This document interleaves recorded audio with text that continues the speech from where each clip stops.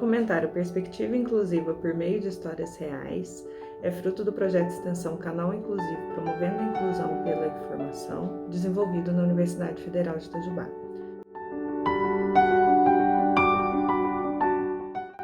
O objetivo do documentário é mostrar e sensibilizar os espectadores por meio de histórias reais sobre a importância da inclusão não só de pessoas com deficiência, mas também de outros grupos minoritários que, ainda por muitas vezes, são excluídos. Espero que vocês gostem.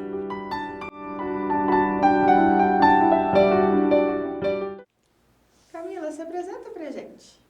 Bom, meu nome é Camila, tenho 20 anos, sou estudante de Engenharia Mecânica Aeronáutica aqui no Unifei, estou no 6º período, e eu tenho deficiência auditiva. Para começar, né, a história, eu nasci um 20, e a gente tem certeza disso por 2 motivos. Uma, porque eu tenho a lembrança, né, eu tenho a memória auditiva, e segundo, porque eu tenho uma audiometria de quando eu tinha 10 anos e meio. E aí tá lá tudo certinho no limiar normal da audição. Mas aí, assim, com o tempo eu fui perdendo e ninguém percebeu nada, porque foi tão lento, tão gradual, que passou despercebido. Até que eu mudei de escola e a minha mãe foi conversar com a professora, fala que eu fazia fono, porque trocava umas letrinhas aqui, outras ali, né, coisa de criança. E foi. Passou um mês de aula, a professora chamou meus pais para conversar. Aí ela chegou e foi bem direta assim, ó, a Camila não escuta. Foi bem na lata. E aí minha mãe na mesma hora já saiu marcando audiometria, marcando Bera, marcando tudo que precisa marcar. Só que lá em Taubaté a gente foi enrolado, porque fazia lá o exame, as fonos falavam, não, alguma coisa deu errado, não deu certo, fazia de novo. Não tá dando certo, não tá dando certo. Então foram acho que uns 3 meses de enrolação. Até que minha mãe falou, não, vamos para São José.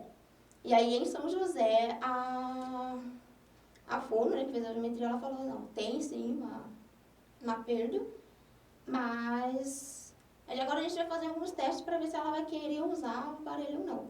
Minha mãe na mesma hora já falou assim, não passou muita confiança, né, isso. Ela falou, não, mas se ela não tá ouvindo, precisa, né, usar, não é de querer ou não, né, vai ver se ela vai querer usar ou não.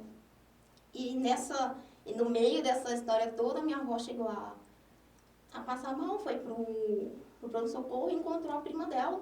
E a prima dela tinha um contato de um médico em São Paulo. Né, ela já conseguiu, pegou o contato, minha mãe ligou, agendou, e a gente foi. E aí lá ele falou assim, não, ela vai ter que usar aparelho, A gente fez os testes tudo certinho, ficamos uma semana em São Paulo para fazer tudo isso. E em junho de 2008, eu comecei a usar aparelho já com quase 6 anos de idade.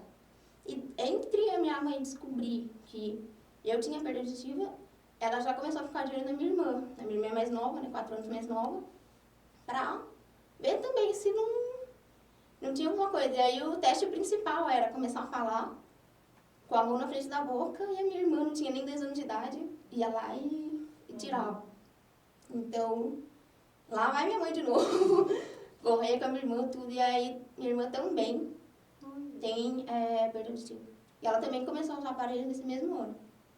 E aí nisso o médico em São Paulo, ele indicou uma fono, que era tipo parceira dele, né, em Taubaté, e eu comecei a fazer fono com ela. Tanto para o treino auditivo, quanto também para melhorar algumas coisas na fala, porque nesse tempo que eu fui perdendo audição, minha fala foi ficando um pouquinho comprometida ali, né, porque fica. E aí começou uma saga de fono e mais fono. No começo acho que eram 3 vezes na semana, 45 minutos de fono. Mas assim, era cansativo, não vou falar que não era, porque era. E eu não consegui nem contar quantas vezes eu já não fiz tarefa de escola na sala de espera, estudando para a prova, fazendo lista de matemática, porque não era só eu, tinha minha irmã também. Então, quando uma tá lá dentro, a outra fica fazendo as coisas de escola e vice-versa. Então, foram longos anos de muita terapia fonoaudiológica. E tudo bem, comecei a usar aparelho, as coisas foram evoluindo. Só que a minha perda ela é progressiva, então o tempo foi passando e eu fui perdendo mais. Até que chegou num ponto que o aparelho ele já não estava mais suprindo a minha necessidade. E com isso veio a indicação do implante coclear, que é uma cirurgia, assim, uma coisa simples, que você insere a parte interna que vai fazer contato com a parte externa e é toda uma tecnologia, mas resumidamente é isso. E em 2012, fevereiro de 2012, eu fiz o implante coclear do lado direito. E quando, né, tem todo o período da recuperação, a cirurgia, e um mês depois foi a ativação. E é engraçado como você não percebe o que você está perdendo até que você tem algo melhor, né? Porque o aparelho, para mim, estava normal, ok. Mas assim que veio a ativação, eu percebi que não dava normal. Porque tinha muita coisa que eu não ouvia. O maior exemplo disso, eu achava que elevador, quando você passa na porta, ele apita. Eu não escutava esse apito. Então, com o implante, eu já vi uma melhoria, assim, absurda. E eu costumo dizer que o meu caso ele é exceção e não a regra. Porque a maioria das pessoas, quando ativa o implante coclear, não sai escutando certinho as coisas, não sai entendendo. Mas no meu caso, teve vários fatores que contribuíram para isso. Perda genética, memória auditiva, fono e mais fono. E também porque eu recebi a indicação para o implante coclear, geralmente antes do que geralmente é considerado padrão. Então, eu não tive muito tempo de privação auditiva e isso ajudou muito. Então, eu falei, nossa, mas o implante é mil maravilhas, cara, foi muito bom pra mim. E em pouco tempo, eu já preferia esse lado implantado do que o lado com o aparelho. Passou aí mais um ano e fono, né? E continua fono. Passou mais um ano e meio e chegou 2013, meio de 2013. E metade final, né, de 2013. E eu recebi a indicação para o segundo lado, né, o lado esquerdo. E foi até engraçado que a minha mãe recebeu a ligação lá de São Paulo, falando, a gente agendou as 2 cirurgias. Ela, que 2 cirurgias? Mas a Camila só tem mais uma orelha só. Não, foi a da minha irmã e a minha. Foi agendado com 2 semanas de diferença, a da minha irmã primeiro e depois a minha. E, olha, devo dizer que com 2, a diferença é bem grande, né? E você percebe coisas que você não percebia. Mesmo a diferença que já deu com um implante, né, e um aparelho já foi grande. Mas a partir do momento que não tem mais o aparelho, eu percebi muito mais coisa que eu não ouvia, coisas pequenas, né, que eu achava que era silencioso, não tinha som, fogueira, né, madeira queimando. Aí eu só via ali o foguinho subindo, mas eu não escutava. E com um implante só, 3 dias depois da cirurgia, eu estava ouvindo de um lado só, o outro estava no silêncio total, e eu escutei pela primeira vez em anos, ou melhor, pela primeira vez na minha vida, né, a fogueira lá. E com os 2 implantes, né, com certeza, a qualidade auditiva é muito... Eu não consigo nem explicar, né, mas eu costumo fazer uma comparação, porque como eu lembro de quando eu era ouvinte, eu digo que o implante ele chega muito, mas muito próximo do que a audição natural é. E hoje, pelos meus resultados na audiometria com ele, eu escuto melhor do que quando eu era ouvinte. Então, isso, quando eu percebi, foi um pouco... Como é que...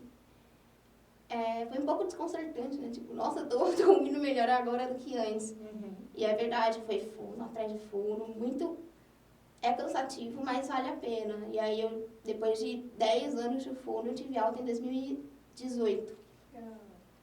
Então, e sigo aí. Hoje, com o implante, né, já fiz um upgrade de modelo, porque o modelo estava antigo, já estava ficando obsoleto. Uhum. Aí eu troquei para o mais recente da marca. E aí agora tá melhor ainda do que estava antes. Ótimo. Conta pra mim um pouquinho como que foi essa reabilitação, tanto de sua parte, da deficiência auditiva, mas não sei se você teve essa, tipo, porque você era criança, Mas das pessoas que conviviam com você ou que convivem com você, quando você fala assim, eu tenho uma deficiência, assim, como que é a aceitação? Olha, lá atrás, lá em 2008, eu lembro que foi bem tranquilo. Claro, para a família tem o susto, mas eu nunca tive problemas, a gente na família, a gente nunca teve problemas, então foi bem tranquilo. E em relação aos colegas, né, da sala de aula, na escola, também foi muito tranquilo. Eu nunca sofri nenhum tipo de bullying, preconceito, nada. E eu acredito que na época a professora deve ter conversado com a sala, né, explicado um pouco a situação no dia que eu fui para São Paulo para pegar meu aparelho. Então eu não sei, porque nunca tive nenhum problema. Até minha mãe ficou meio assim também. E aí na saída da escola ela chegava para algumas mesas e perguntava se os filhos tinham falado alguma coisa e tal. Aí teve um lá que a mamãe que falou que o filho chegou em casa. Aí mamãe, Camila tá mais bonita que aquele negocinho atrás da orelha. Então não tive nenhum tipo de problema. E quando eu fiz o implante coclear, o primeiro foi bem na época, começo de ano, né? E aí uns dias depois eu fui na escola só pra ver, porque tem um período que você fica afastado. E aí teve as professoras, né, tinha uma amiga minha também que chegou e falou assim, posso abraçar e tal. Então foi muito tranquilo, né?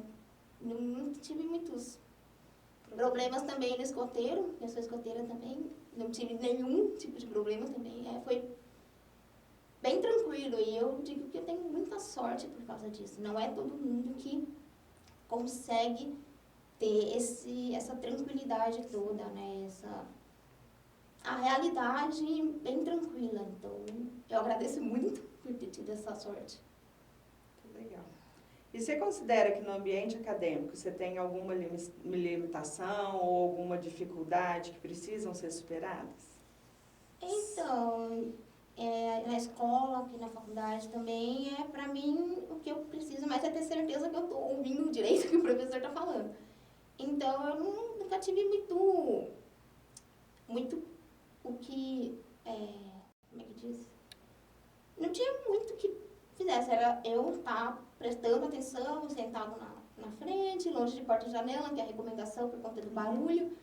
E o que eu uso, e uso desde 2010 mais ou menos, são como é que fala? Acessórios de conectividade, que é tipo, que funciona tipo um microfone remoto.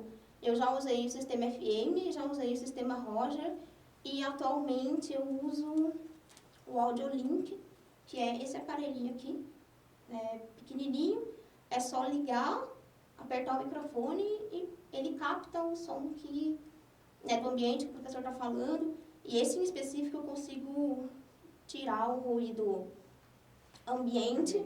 Ele não tira 100% da sala de aula, mas o que está em volta, né, o que está fora. Então, isso aqui é uma bênção, porque garante que o que está sendo dito na aula, o que o professor está falando, a explicação chegue até mim diretamente pelo aparelho. Então, é isso só. E é bem tranquilo. Tipo, eu deixo em cima da minha mesa, ligo lá, e depois só desligar. Então, é isso. De resto, é tranquilo. Que bom, fico feliz. Após esse depoimento seu, que você contou um pouco da sua história, né? Qual mensagem você quer deixar para as pessoas que vão assistir o documentário? Bom, tem duas coisas que eu queria comentar. A primeira é que a gente tem sim uma deficiência, mas a gente é muito mais do que ela. Então não rotule, né? Não botem rótulos, tipo, fulano tal. Não coloquem apelidos baseados na deficiência. Não, porque a gente é muito mais do que ela. Ela tá sim presente, mas não define 100% o que a gente é. Então tem muito mais do que isso. E a segunda coisa não coloquem a gente numa caixinha, em modelos, em rótulos também, de acordo com a deficiência. Então, tipo, a pessoa tem deficiência auditiva, ela vai ter que se comportar, vai ter que agir, vai ter que fazer isso, isso, isso. A pessoa tem deficiência física, tem que ser assim, assim, assado. Não. Né? Cada caso é um caso, cada pessoa tem a sua realidade, né? A sua vivência, né? As relações interpessoais, enfim, é a sua realidade. Então, não dá para generalizar. Nem o meu caso é um, de fulano é outro, então cada um tem a sua realidade. Então não dá para generalizar e querer colocar todo mundo, enfiar todo mundo dentro de, vamos supor, enfiar todo mundo dentro de uma salinha fechada, trancar, não. Todo mundo que tem tal deficiência tem que agir assim. Não, né? Não saia generalizando, por favor, a gente agradece. Tá bom, Camila, obrigada.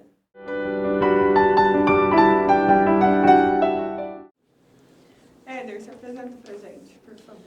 Bom, eu me chamo Éder, do Couto Tavares, eu tenho 36 anos, sou gay, cis,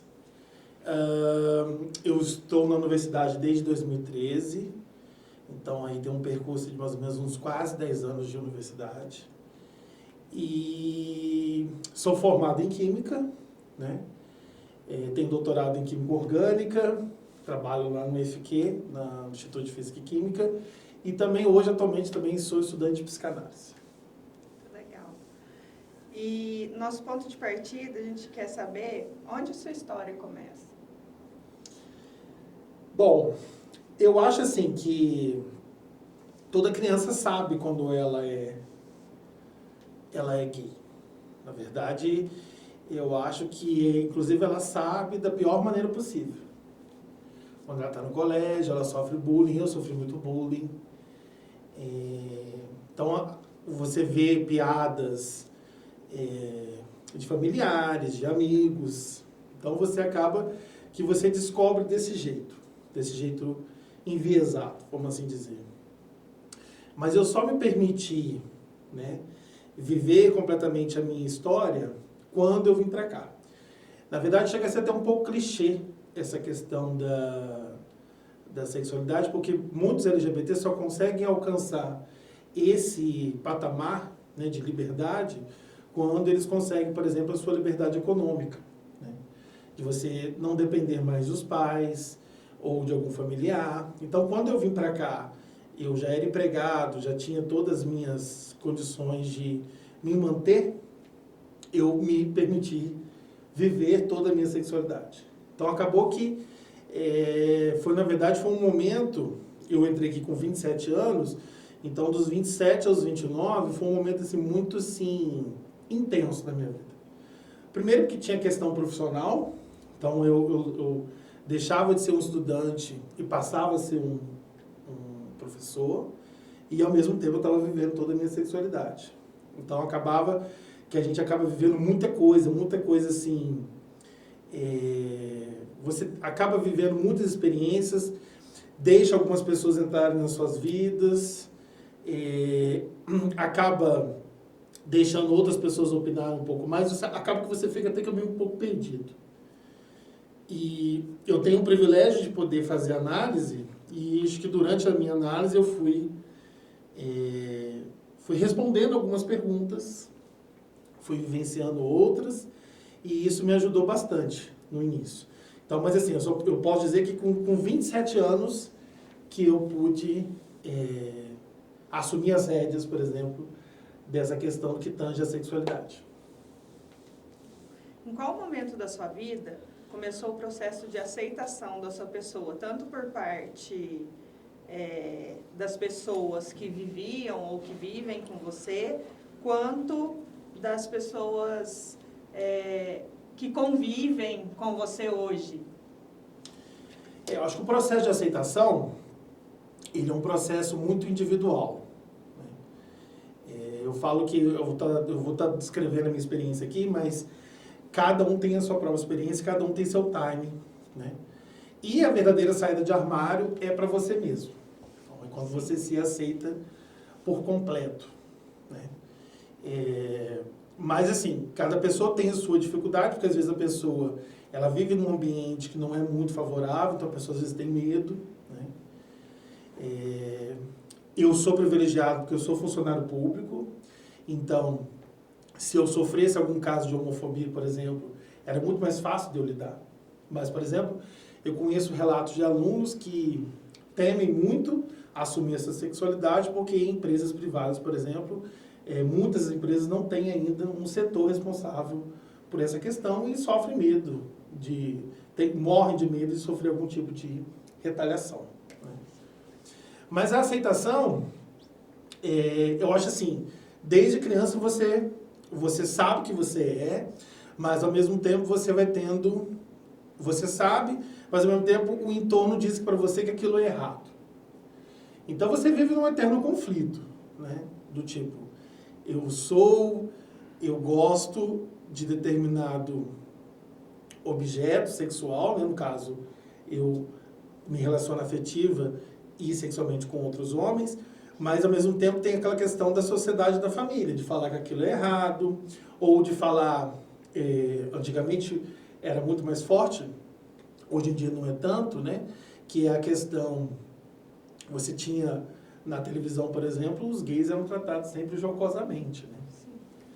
E tem toda aquela questão, né, que envolve a posição do gay na sociedade, como sendo uma posição mais inferior. Então, geralmente eles tratam o gay como sendo aquele mais, assim, aquele que é fraco, aquele que não tem, às vezes, condições de exercer tais posições. Então, é difícil. Então, eu falo que eu vivi num ambiente, o meu pai era caminhoneiro, e eu vivi num ambiente muito machista. Então, era um ambiente cercado de... Então, eram piadas machistas, piadas homofóbicas, né? Eu falo hoje em dia que é muito importante que os homens também apoiem a causa feminista, porque eu acho que o machismo tem vários tentáculos, um deles é a homofobia. Então, ou seja, a partir do momento que a sua mãe também é atravessada por esse machismo estrutural, ela também passa a reproduzir alguns tipos de falas, alguns tipos de atitudes. Então, eu cresci muito nesse ambiente. Mas, desde pequeno, eu já não me identificava com aquilo. Então, de certa forma, ir para a universidade, eu fui para a universidade com 17 anos. Ir para a universidade com 17 anos foi muito bom, porque eu pude sair daquele universo, ir para um outro universo maior, né? Apesar de eu não ter vivido a minha sexualidade durante o período que eu fui estudante, né, que foi dos 17 aos 27, eu pude ser um pouco mais livre, né? Então eu pude ficar mais tranquilo quanto a alguns tipos de comportamentos. Mas mesmo assim a gente sente muito medo, né? Porque eu era estudante na época e era bolsista. Então a gente sempre tem aquele medo, né, do pai da gente descobrir e não ajudar mais a gente. E eu precisava do apoio dele, às vezes, por exemplo, financeiramente para alguma coisa. Então a gente sempre morre de medo desse sentido. Mas a aceitação mesmo veio quando eu cheguei aqui. E foi muito engraçado porque quando eu cheguei aqui e resolvi assumir a minha sexualidade, eu meio que não titubeei. Eu saí, vamos dizer assim, eu literalmente quebrei o armário. Não voltei, não fiquei naquela, meu Deus do céu. E eu agradeço muito aos amigos, você, determinadas outras, Denise, Alessandra, Micael, vários amigos que fizeram um ambiente seguro, me proporcionaram um ambiente seguro para que eu pudesse ser eu mesmo, sem ter medo de poder me expressar, sem poder ter medo de me dizer certas coisas. Então, esse ambiente seguro, que foi feito pelos amigos, me ajudou muito. Porque quando eu me assumi primeiro aqui, em Itajubá, quando eu voltei na minha casa e resolvi falar, né? Na verdade, essa palavra assumir, eu uso ela, mas eu não gosto muito dela, porque ninguém se assume hétero.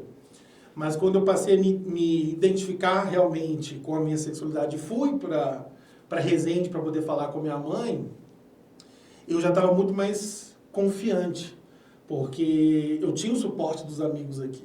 Então, os amigos aqui me ajudaram muito. É claro que a recepção não foi das melhores, né, na minha casa, mas aquilo não me afetou tanto. Claro, a gente fica triste, né? Mas aquilo não me afetou tanto ao ponto de eu assim, pensar em voltar para o armário ou de, tipo assim, ai meu Deus, eu vou então tomar outras atitudes. Não, eu encarei aquilo como foi doído você chegar para sua mãe e falar e a sua mãe não tratar aquilo com naturalidade. Mas, ao mesmo tempo, quando eu voltei para Itajubá, o suporte dos amigos foi muito importante. E aí, Eu consegui me manter em pé e consegui cada vez mais me autoafirmando.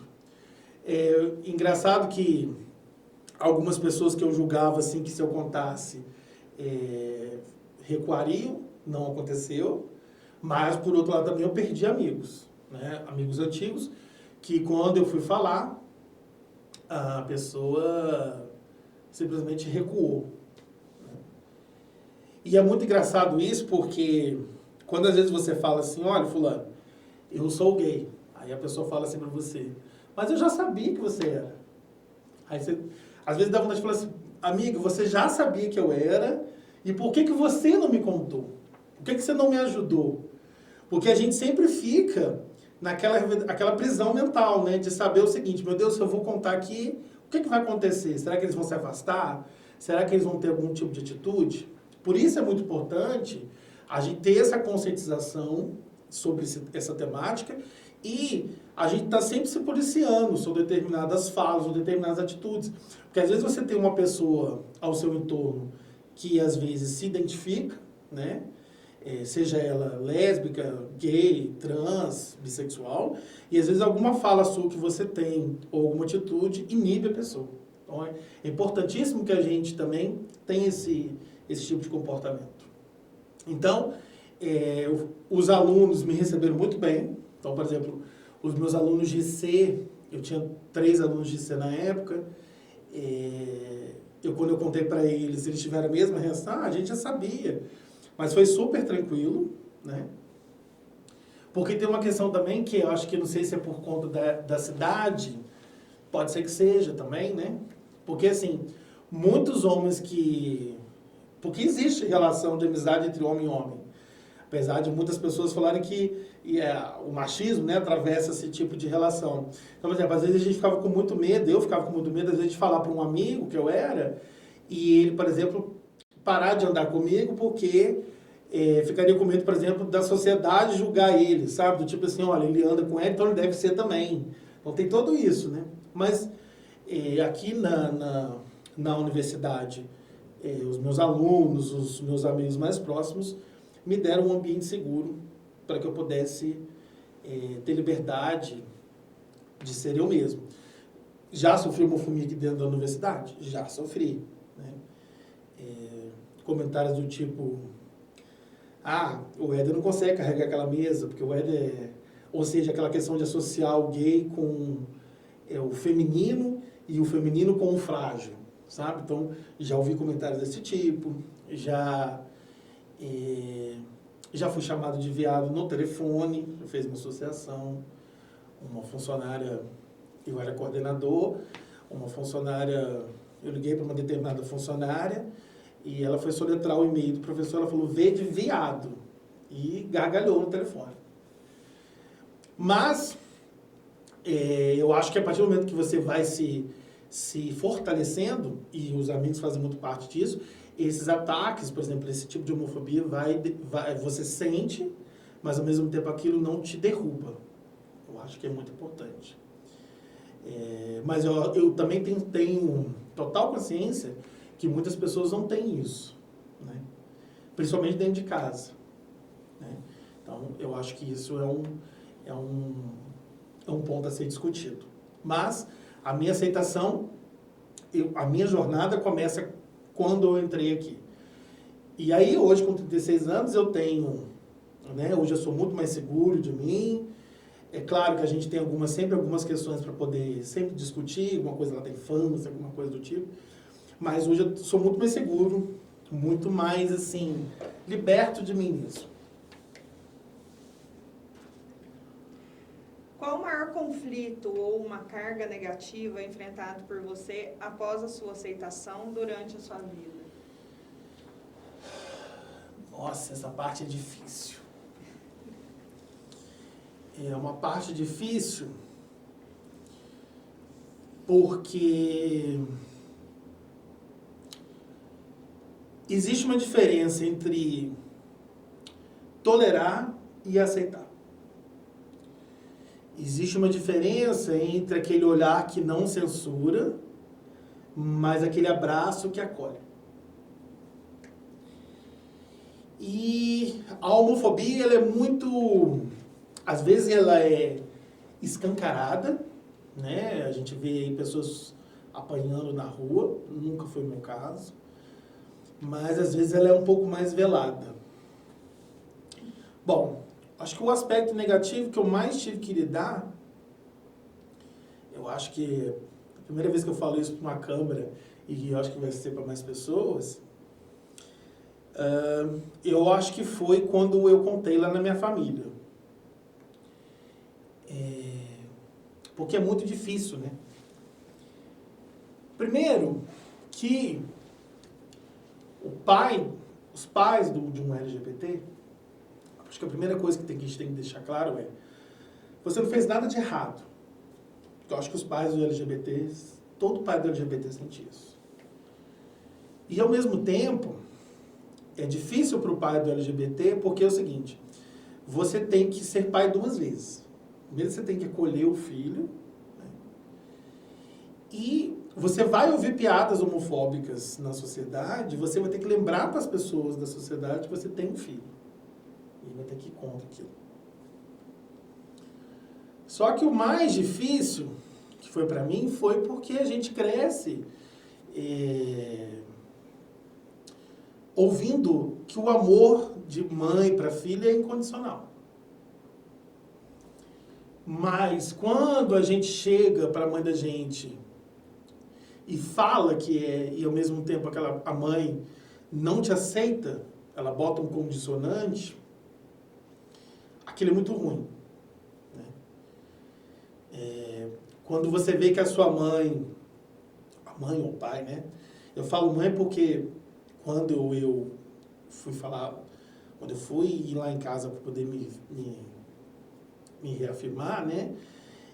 Meu pai já tinha falecido. Mas é mais assim difícil, porque às vezes você vê que a mãe ou o familiar, ele está tentando proteger, às vezes a avó, às vezes o tio, né? E tem um texto muito interessante que eu sempre choro quando leio, que é da Ruth Manz. A Ruth Manz é uma cronista, que é Carta aos Pais de um Filho Gay.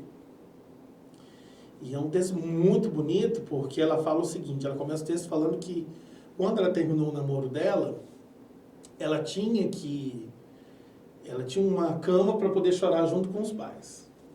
E o amigo dela, quando terminou um namoro, que os pais nem sabiam, teve que chorar no chuveiro, calado, e depois foi para o quarto, se escondeu. E em uma determinada parte do texto, ela fala assim, se a tia Filó se engasgar com amendoim quando você falar que o seu filho namora homens, bata nas costas do seu filho, bata nas costas da tia Filó, não no ego do seu filho, trancafiando ele num armário de vidro. E essa é uma frase muito importante, e é uma frase assim que realmente acontece. Quando a gente percebe que a mãe da gente está tentando, às vezes não aceita, não porque ela não quer você, mas é porque ela não consegue lidar com a sociedade. Então, para ter que evitar explicações para a sociedade, ela acaba que fere você de alguma maneira, porque ela fala para você assim, será que não é uma fase? Né? Ou quando toca no assunto, sempre desvia do assunto. E quando a gente Então, assim, quando eu cresci, me faltou, às vezes, nesse sentido, de eu poder discutir melhor, né, sobre essas questões. Então, por exemplo, aquele filme do Rocketman, do Elton John, e o do cara do Queen, né, o Freddie Mercury, você vê que ambos eles têm uma ponte em comum, né, que eles eram homens carentes, e aí a carência deixava que pessoas entrassem na vida deles, e às vezes essas pessoas eram mal intencionadas, às vezes as pessoas maltratavam, machucavam eles emocionalmente. E isso aconteceu muito comigo. Então, eu deixei que pessoas, às vezes por carência, entrassem na minha vida e me machucassem emocionalmente. e você não tinha uma mãe para poder falar, né? Então eu lembro muito bem quando a minha irmã namorava e às vezes arrumava umas tranqueiras, vamos dizer assim, a minha mãe sempre estava lá. Minha filha, não é assim, você tem que pensar isso, aquilo. E eu não tive isso. Não tinha como eu ter isso. Porque como é que eu ia falar para ela que eu me envolvi com fulano X e fulano fez isso, sabe? Então essa questão de amor incondicional, ela é uma coisa que pega na gente. Porque você cresce ouvindo que o amor é incondicional entre mãe e filho, mas não é tão incondicional assim. E é todo um processo para você perdoar o pai e a mãe, porque também eles também são vítimas, né? Eles também foram atravessados pelo machismo, pela homofobia. Então, ou seja, é um trabalho difícil, né? Você entender que o pai também também foi atravessado por isso, mas ao mesmo tempo de saber separar as coisas. Porque, assim, eu acho que para todo LGBT, ouvir de um pai ou de uma mãe que você pode sofrer todo tipo de preconceito na rua, mas aqui dentro de casa nós estamos fechados com você, isso faz toda a diferença. E eu não tive isso. Então eu acho que isso foi um grande revés. Assim, uma coisa que eu tive que aprender, ainda aprendo a lidar muito com isso. E uma outra coisa que acontece muito, eu acho que de todas as facetas da homofobia, eu acho que a mais cruel para mim é quando você se relaciona com alguém e o medo faz a pessoa recuar. Então você ama a pessoa, você quer ter a pessoa, mas a pessoa tem medo. E aí ela recua, porque ela não consegue dar conta. E ouvir do seu amor que ele não está pronto, mas que ao mesmo tempo ele te ama, é muito cruel. Então, eu já passei por isso também. A gente sofre muito quando ouve isso, porque ao mesmo tempo que você quer ter a pessoa não está pronta e a pessoa ela começa a recuar. E às vezes você tem que respeitar esse tempo da pessoa. Mas às vezes, quando eu penso assim, quantos amores eu deixei de viver, quantas pessoas, porque as pessoas tinham medo de viver, né? Porque tinham medo de viver o amor e aí na empresa ia sofrer retaliação, né, na cabeça delas. Então, eu acho que essa é, para mim, uma das facetas mais cruéis da homofobia. Após esse depoimento, né, que conta um pouco sobre sua vida, qual mensagem você quer deixar para as pessoas que vão assistir? Bom, a primeira mensagem que eu quero deixar não tem nada de errado com você, né? As pessoas a gente vive numa sociedade muito homofóbica, que vai dizer para você que você está fazendo errado, tem a questão da religião também, então tem várias áreas da sociedade que vai dizer que aquilo que você está fazendo é errado. Então a primeira mensagem que eu quero deixar é assim, não tem nada de errado com você, né? E a segunda mensagem é que você procure seus pares. Eu acho que a sua rede de proteção, né, seja amigos, familiares, é muito importante. E que a verdadeira saída do armário é para você mesmo, não é para a sociedade. Então, cada pessoa tem seu timing. Se a pessoa não se sentir segura de se assumir para a família, porque sabe que às vezes vai sofrer algum tipo de retaliação, alguma coisa do tipo. Então, ou seja, a pessoa... acho que quando você se assume, primeiro para você mesmo, né? Quando você se liberta e vê que aquilo que você está fazendo não tem nada de errado, já é 50% do caminho.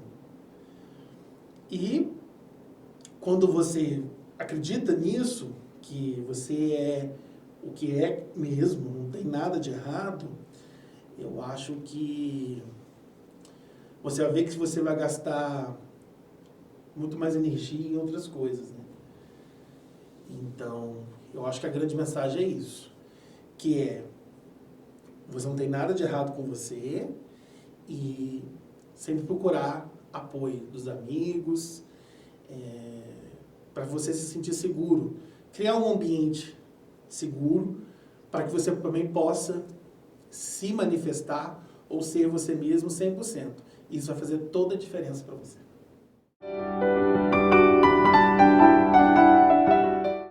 Uchenna, se apresenta para nós. Ok. Meu nome é Uchenna. Eu sou nigeriano.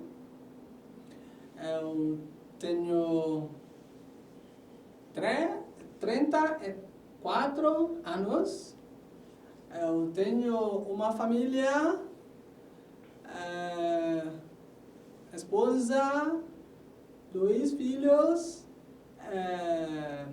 uma filha. I may have to add some English to my interview because I'm not too fluent in Portuguese. I have the basic Portuguese, but I've just finished my master's degree in UNIFE, in electrical engineering, under the distinguished supervision of Professor Antonio Carlos Zabroni de Souza. He's a very good professor of electrical engineering. So I finished my defense last week on 26th of October. Como começou sua vida acadêmica?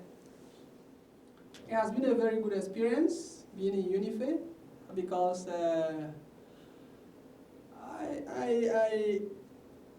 I would say that God made it that I will be here because I came here as a result of a collaboration between Nigerian government and the Brazilian government.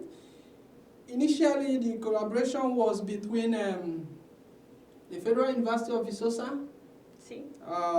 in Minas Gerais and the Nigerian Tertiary Education Trust Fund, and the body in charge of tertiary education sponsorship in Nigeria. They entered into an agreement to accept Nigerian academics for training in the Federal University of Viçosa.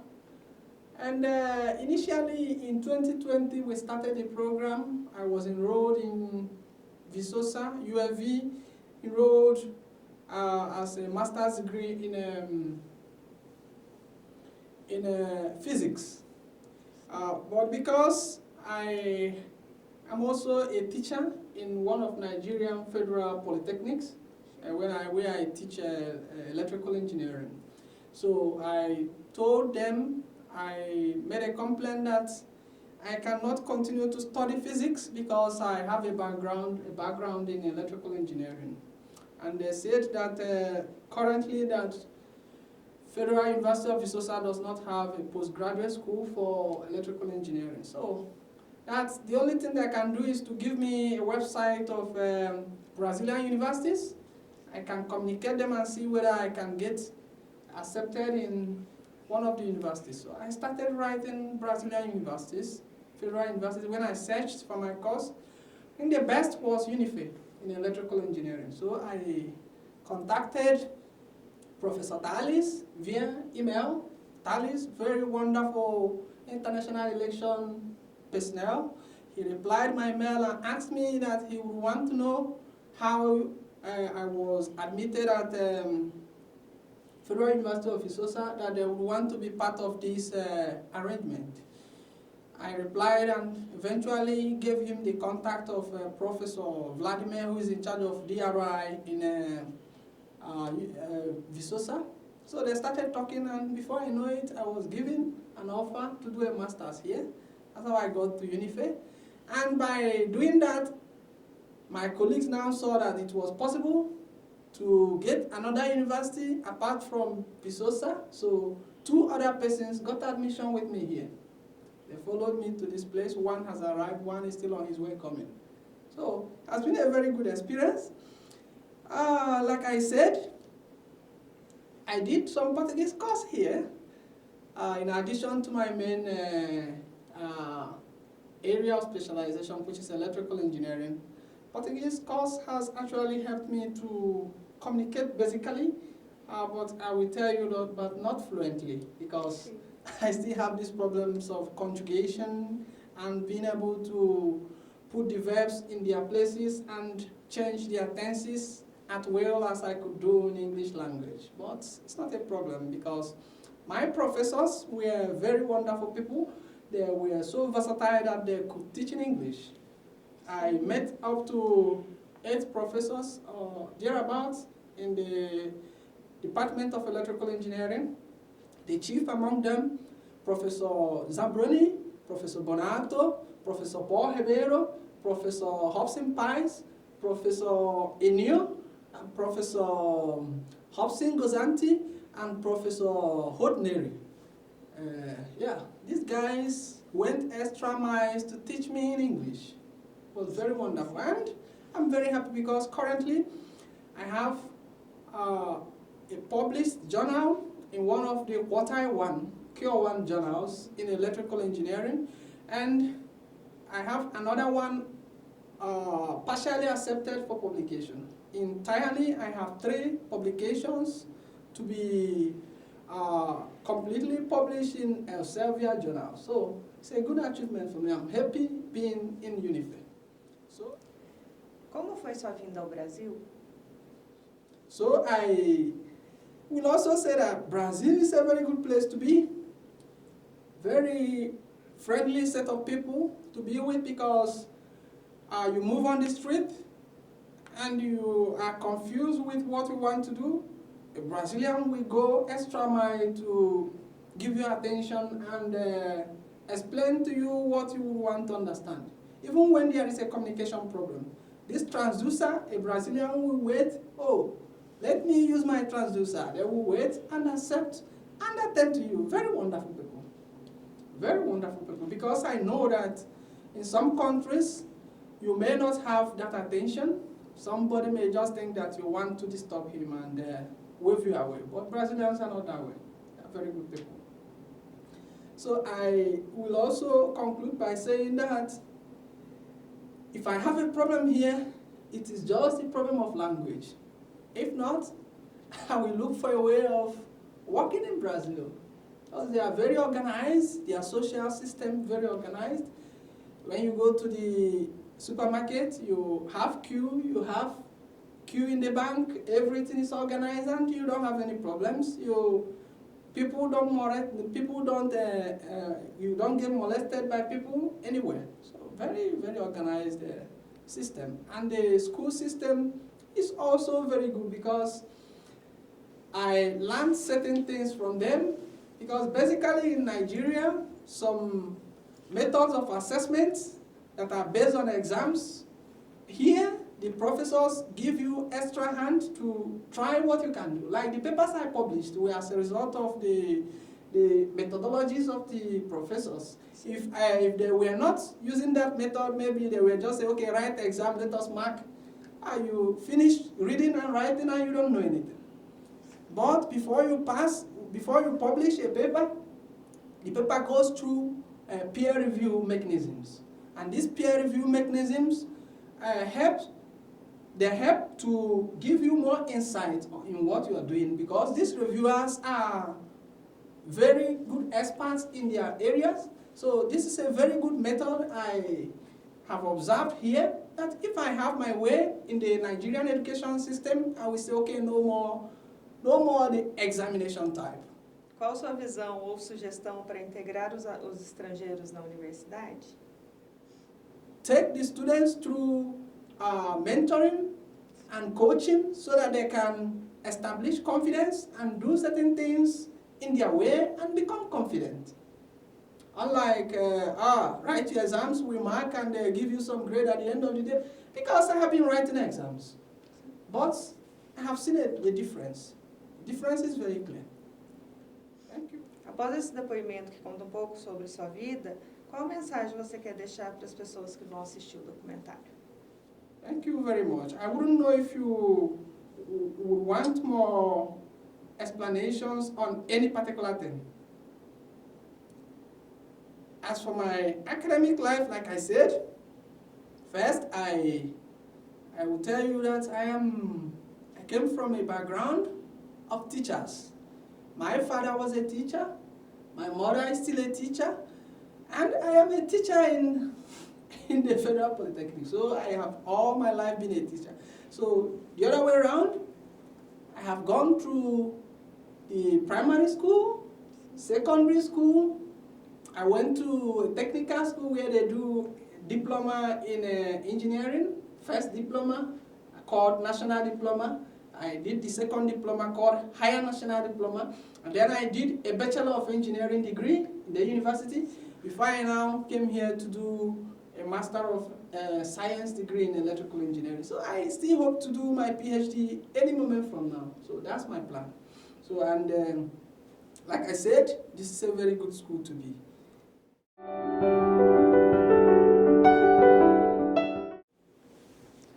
Vitor, se apresenta para nós. Eu me chamo Vitor Eduardo da Silva Fonseca, eu tenho 22 anos, sou natural da cidade de Pouso Alto, Minas Gerais. Sou aluno do curso de Matemática e Licenciatura da Universidade Federal de Itajubá. Estou aqui desde 2019 e estou no 8º período.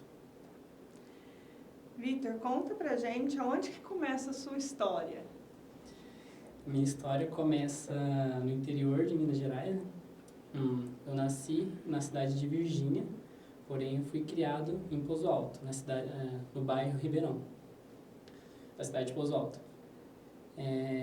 Lá eu tinha só o contato com meus primos, com minha família. É um bairro de 320 pessoas, mais ou menos.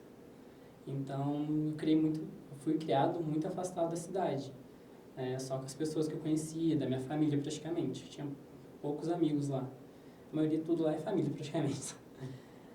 Então, ao decorrer da minha vida, né, eu estudei, por exemplo, numa escola do meu bairro mesmo. A escola do meu bairro, por exemplo, era 2 salas de aula. Aí nessas salas de aula era a divisão entre a primeira sala primeiro e segundo ano, e a segunda sala era terceiro, quarto e quinto ano. No meu último ano lá, por exemplo, eu estudava no 5º ano, aí tinha eu e mais 3 colegas, uma aluna do 4º ano e 5 alunos do terceiro ano. Desses 9 alunos, colegas que eu tinha dentro da sala de aula, 3 eram da minha família. Assim, eram primos meus. Então, toda a minha infância praticamente foi lá, desde os 11, 12 anos. Eu ia bem pouco para a cidade, praticamente passei minha vida inteira lá, até os 12 anos de idade. Até então, depois eu fui para a escola de Pouso Alto, aí eu comecei a estudar uma sala com 40 alunos, para mim foi um choque muito grande. Mas fui me acostumando com o tempo, também tinha 8 professores, coisas que eu não tinha, porque era um professor para mim, para todas as disciplinas, para 3 turmas, na mesma sala de aula, então foi um pouquinho difícil acostumar. Mas me acostumei. Nessa época até então, a minha sexualidade era algo meio desconhecido para mim. Eu sentia que sentia algo por homens, né? Quase não ficava com meninas, mas eu sentia que eu era diferente. Só que, criado numa zona rural, só com a família, com um pessoal que geralmente tem uma cabeça mais, não sei se pode falar antiquada, mas eles não aceitavam essa ideia. Era piadinhas para um lado, piadinhas para o outro lado. Meus primos, que às vezes brincavam comigo por eles perceber que eu era um pouquinho diferente, zoavam um pouco. E eu levava na brincadeira, falava assim, não sou, gente, não sou.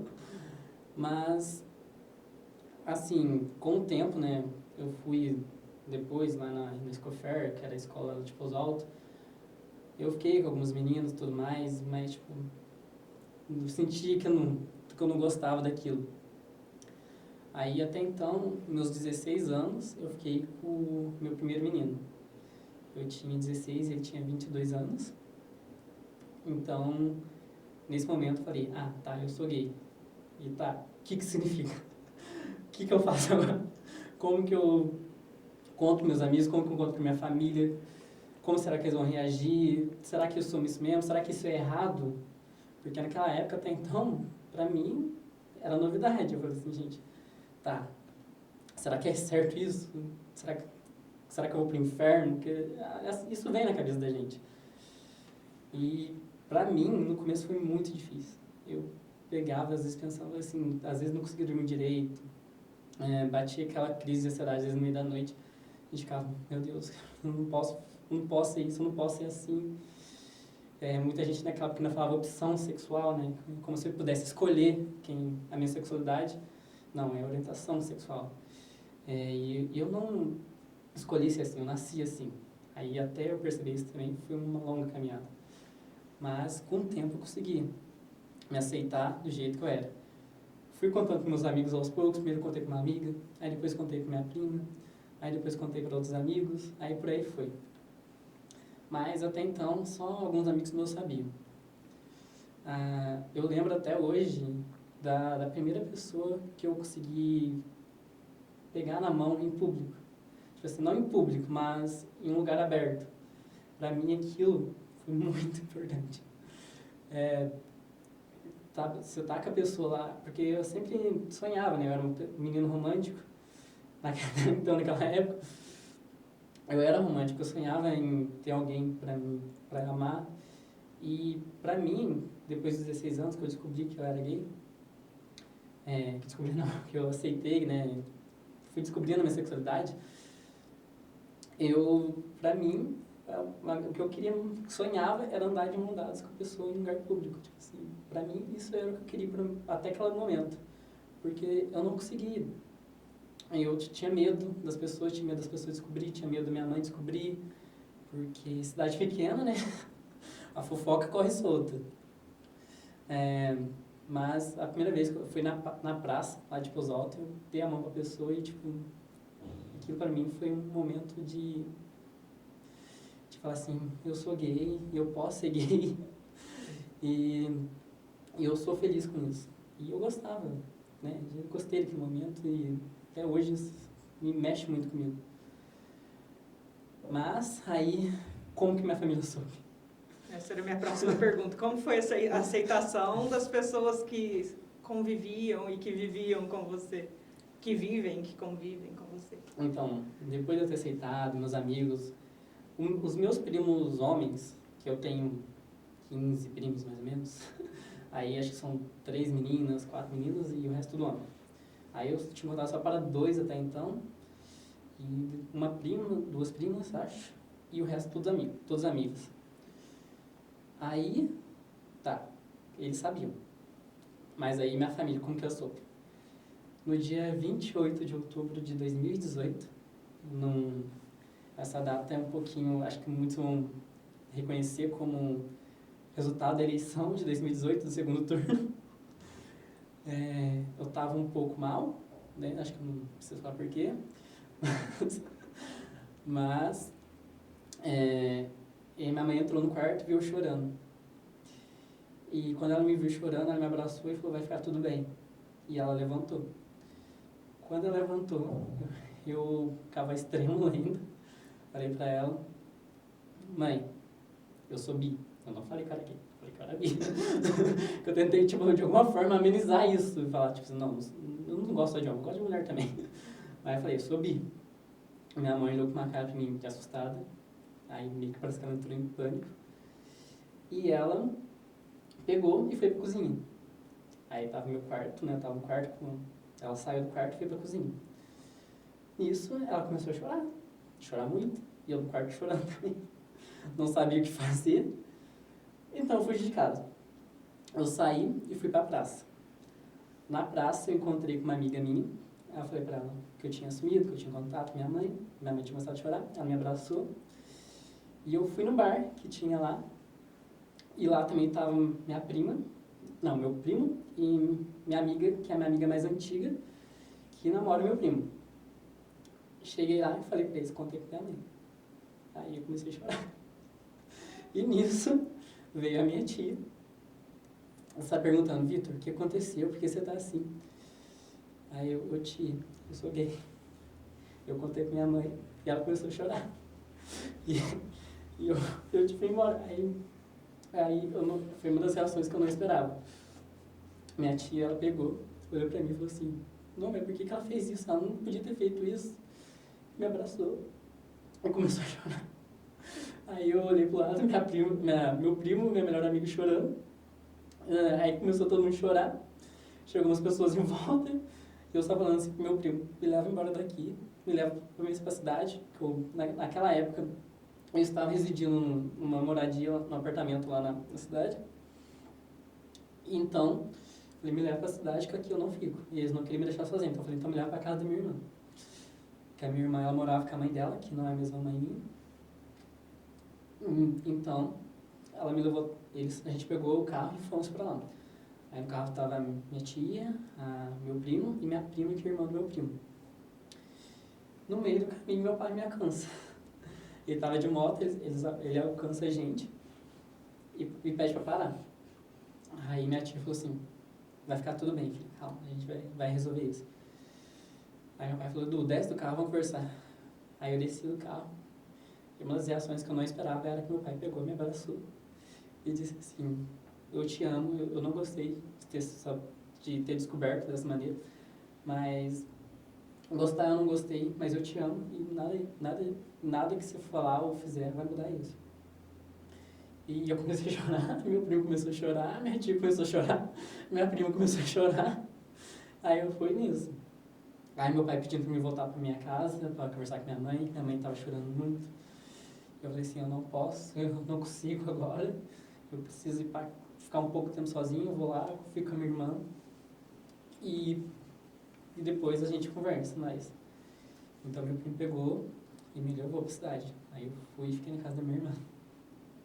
Aí naquele momento minha mãe pegou e me mandou mensagem falando, filho, eu te amo. Aí eu já comecei a chorar de novo, falei assim, mãe, aí eu escrevi um texto pra ela, falei, mãe, eu entendo que é difícil pra você. Foi difícil para mim me aceitar do jeito que eu era, do jeito que eu sou, mas até então é questão de tempo. Eu espero que você entenda e eu também te amo muito. E fiquei lá. Aí, ok. Minha irmã também, ela já sabia, a minha irmã do meio, tem 2 irmãs, e a mais velha até então não sabia.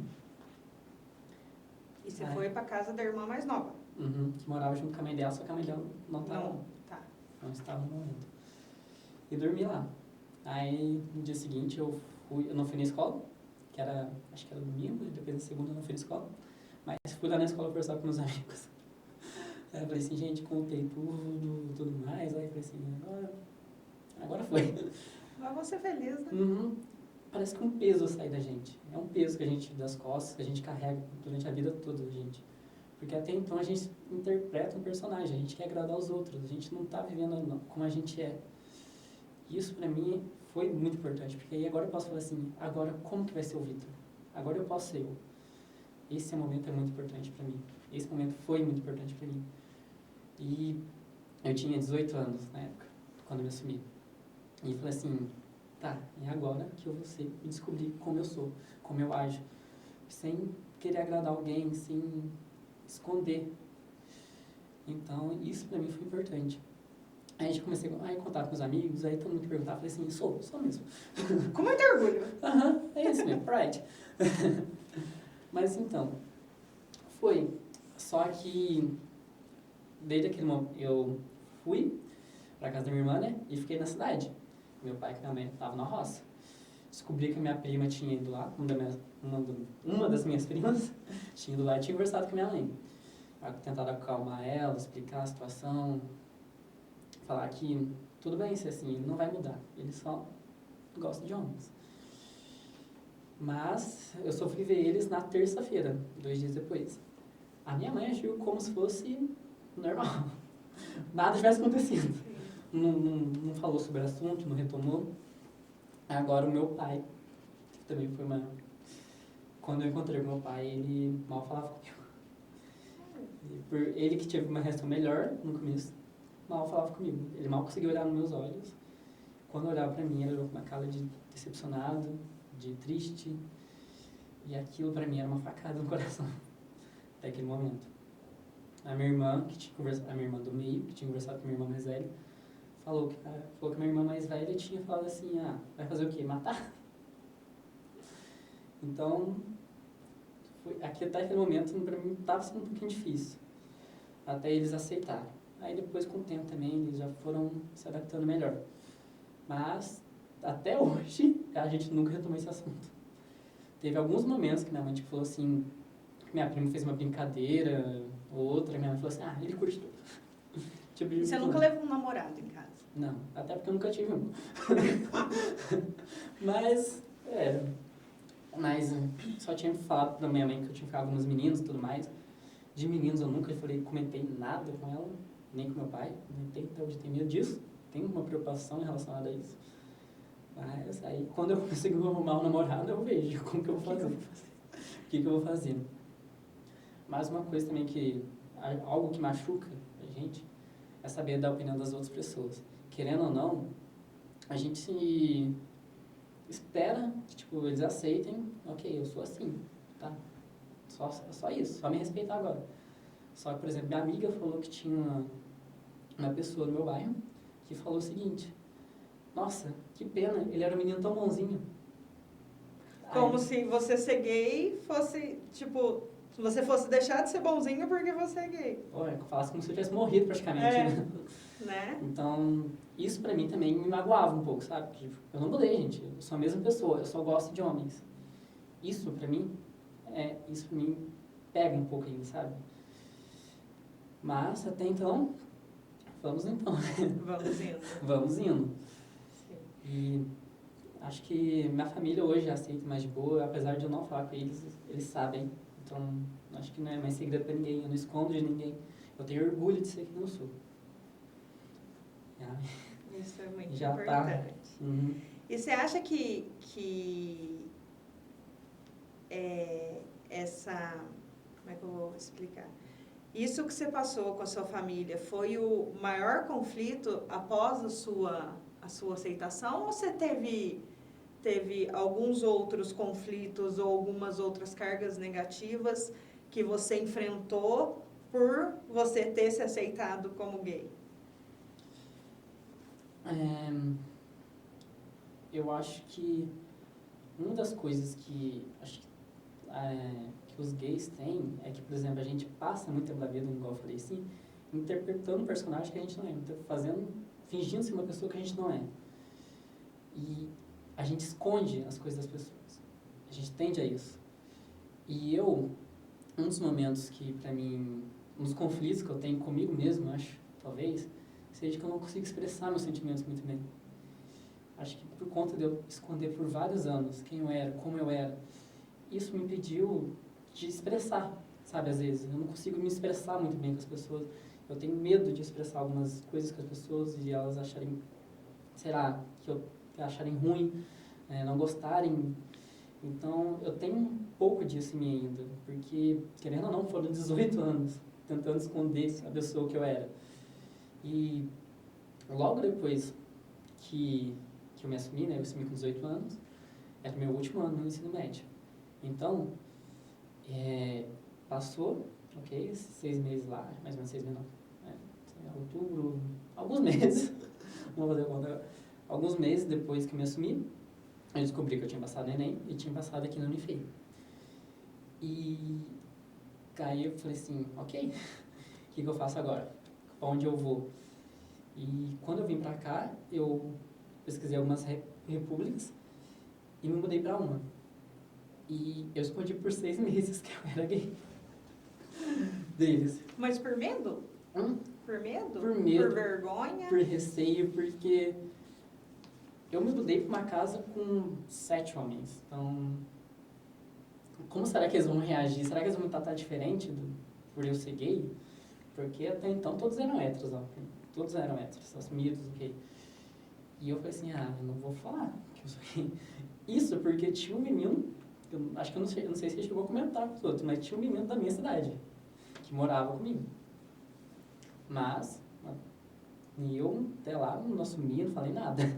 Fiquei 6 meses, me assumi o primeiro semestre inteiro, fingindo que eu era hétero, de novo.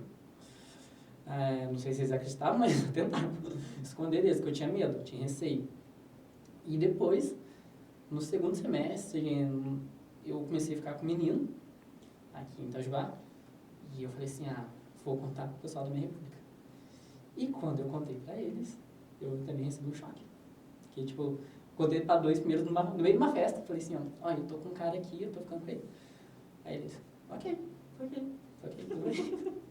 Beleza. Aí eu saí e fui ficar com o cara. E depois eu voltei, eu tinha um terceiro, que era um dos mais velhos da república. E quando acho que eles tinham contado, né, provavelmente pra ele pegou, me chamou e falou assim, olha, nada vai mudar. E a gente gosta de você por você ser quem você é. Então, a gente tá com você, a gente apoia. E nisso, eu também comecei a chorar. Ele me abraçou. E a gente conversou, né? Aí teve outro dia também, acho que foi uns 2 dias depois, que eu levei esse cara pra república. A gente estava comemorando, bebendo entre meus amigos, tinha várias pessoas nossas lá, vários amigos em comum. E eu cheguei, tinha alguns que não sabiam que eu ficava com homens e... Aí, tipo, os caras, eu só apresentei, gente, isso daqui é o que eu tô ficando. Aí, tipo, todo mundo, eu tô ok. E uma das coisas que me pegou também na república é que a gente teve um encontro com os moradores novos e os antigos, né, que já formaram. E lá, praticamente, acho que de todos os moradores que teve, acho que eu sou o único gay assumido. Então, muitos perguntaram sobre a minha vida, como era pra ter se assumido e tudo mais. Aí tem uma hora que eu me emocionei também, eu comecei a chorar de novo lá. E um monte de gente me abraçou, veio falar comigo, falou assim, olha, eu sei que sua família talvez não te aceite muito bem, do jeito que você é, mas a gente tá aqui, a gente aceita, a gente gosta de você. Aí me abraçou, eu comecei a chorar também. E pra mim isso foi um momento importante na faculdade. Receber o apoio das pessoas que eu considero como irmãos agora. Que eu já tô 4 anos com eles praticamente agora. Isso que eu ia perguntar, você ainda tá com eles? Tô lá com eles, pra mim são irmãos. Sai um, entra outro, mas assim, considero meus irmãos. É uma família que a gente constrói aqui e eles me apoiam muito. Passei por momentos difíceis na pandemia e a gente estava lá junto porque eu não podia ir para minha casa, porque a conexão de internet lá não era das melhores na roça. Então eu fiquei um tempo inteirinho na pandemia aqui com eles. Então tinha, acho que a maioria foi embora, mas acho que tinha uns 2 ou 3 que ainda ficavam aqui. E a gente praticamente viveu esses 2 anos na pandemia juntos.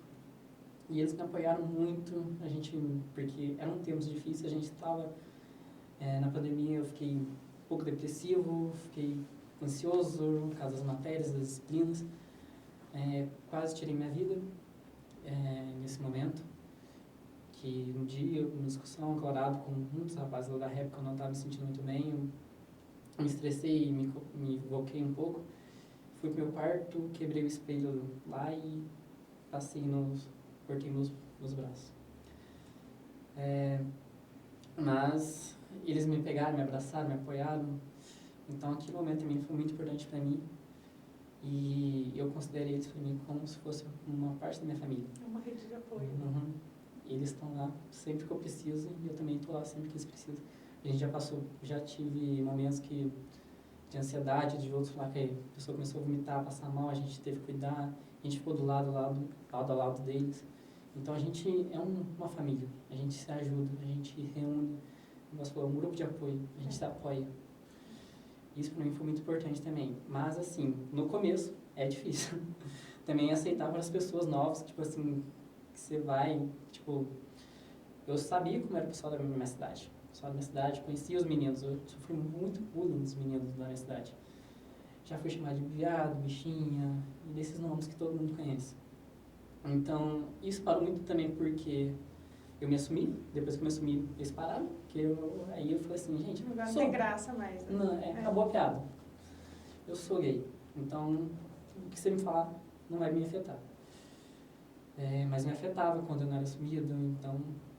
Mas depois disso também parou. E até porque eles precisavam de mim, porque eles queriam que eu ajudasse eles nas matérias. Enfim. E como foi, conta pra mim, como foi a chegada na Unifei? Sei que você já tinha se aceitado, estava super decidido do que você era, enfim, mas assim, chegou na Unifei, pessoas novas, e aí? Curso novo, tudo novo. Rotina nova, cidade nova. É, vida nova, né? Uhum. Porque a minha cidade tem 6 mil habitantes. Itajubá tem bem mais. Sim. Então, foi um começo difícil também. E na faculdade, teve, o primeiro dia, né, foi mais a socialização. Teve um pessoal que levou a gente para conhecer a faculdade e tudo mais. E nesse meio termo eu conversei com algumas pessoas. Foi um amigo meu, que já não está mais na faculdade, uma menina que também já mudou de curso, e teve um amigo meu que era trans, Olha. que eu fiz também, que foi uma das primeiras amizades que eu fiz. Isso também foi importante para mim falar assim, gente, eu sou gay. Tipo, no mesmo dia eu falei assim, eu sou gay também. Olha, Eu sou LGBT. Então, o outro menino era bi, o meu amigo era trans, e eu gay. Minha amiga era hétero. Ok, tá aqui todas as siglas. Mas, enfim, aí no começo eu me apoiei bastante neles, eu também conversava bastante com eles, e fiquei lá com eles. Aí depois foi formando aquele grupinho de amigos, né, que até hoje eu estou com eles, que a gente foi formando, que se ajudando, ainda mais na pandemia depois. E a gente criou um laço muito forte também. A gente gosta de se chamar de Power Rangers da matemática. Então, a gente se ajudou muito durante esses 4 anos de faculdade. Ainda está se ajudando, né? Mas a relação com eles foi fundamental também para eu conseguir chegar até onde eu estou. Assim como a República também me apoiou, eles me apoiaram. É uma segunda rede de apoio. Uhum. E talvez minha segunda família aqui. Sim. Porque eles foram essenciais também, porque às vezes eu ficava mal, gente, vamos fazer ligação, vamos jogar Among. A gente jogava, ficava se divertindo, brincava, porque na pandemia a gente não tinha muito contato, a gente não tinha como se ver, estava cada um na sua cidade. Então a gente gostava de se reunir pelo Meet, jogar, e também, para eles foi mais fácil eu me assumir. E eu já cheguei e falei assim, gente, eu sou gay, tá? Não, eu brinco com a Sandra Regina, né, que foi também uma das minhas amigas aqui da faculdade, que a gente começou a se relacionar numa aula de baque. Aí ela estava sentada do lado e a gente rindo, né? Ela falou assim, amigo, no primeiro dia eu já percebi que você era gay. Eu falei assim, ok, não tem muito o que esconder também agora. Mas eles também me apoiaram muito, me apoiam muito. E qualquer coisa também que eu preciso na faculdade.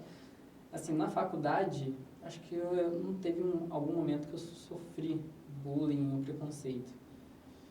Lógico, tem alguns olhares que a gente nota, querendo ou não. Mas todos aqui na faculdade, quando eu me Unifei, eu me senti muito receptivo. Tanto pelo menos pelo meu círculo de amizade, todos foram bem legais comigo. E me aceitavam de boa.